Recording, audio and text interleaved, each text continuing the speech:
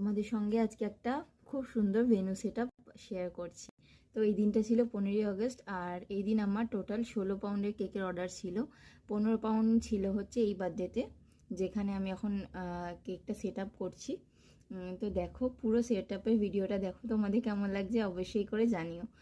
তো দেখো আমি এখানে ফার্স্টে যেই 2 টিয়ার বানিয়েছিলাম সেটা আমি এখানে সেট করে নিয়ে গিয়েছিলাম, আর মাঝে একটা স্পেসার ইউজ করেছি অ্যাক্রেলিক, আর তার ভেতরে একটা পরীর মতো একটা ডল দিয়েছিলাম, আর কিছু ফ্লোরাল ডেকোরেশন করেছিলাম, আর লাইট দিয়েছিলাম।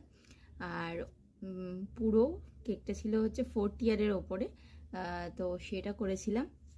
আর ফ্লোরাল ডেকোরেশন ছিল, একদম সিম্পল বাটারফ্লাই দেওয়া ডেকোরেশনটা ছিল। তোমরা দেখো।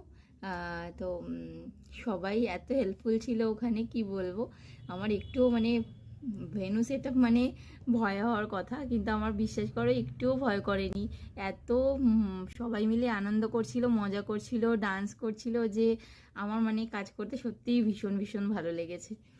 তো যাই হোক, সোফিয়ার একটা ডল দিয়েছিলাম ওপরে, আর একটা বেলুনের ব্যাকগ্রাউন্ড দিয়েছি, তোমরা এখানে দেখতেই পারবে, ইউজ করেছি ডেকোরেশন পারপাসের জন্য কেকটা। আর সবাই ডান্স করছিল।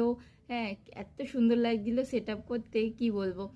সবাই যায় সেট আপ করে, একদম মানে ভেন্যুটা তখন ফাঁকা থাকে, কিন্তু আমি যখন সেট আপটা করেছি সবাই ছিল, আর সবাই এত এনজয় করছিল যে কি বলবো, আমার তো ভীষণ ভালো লেগেছে।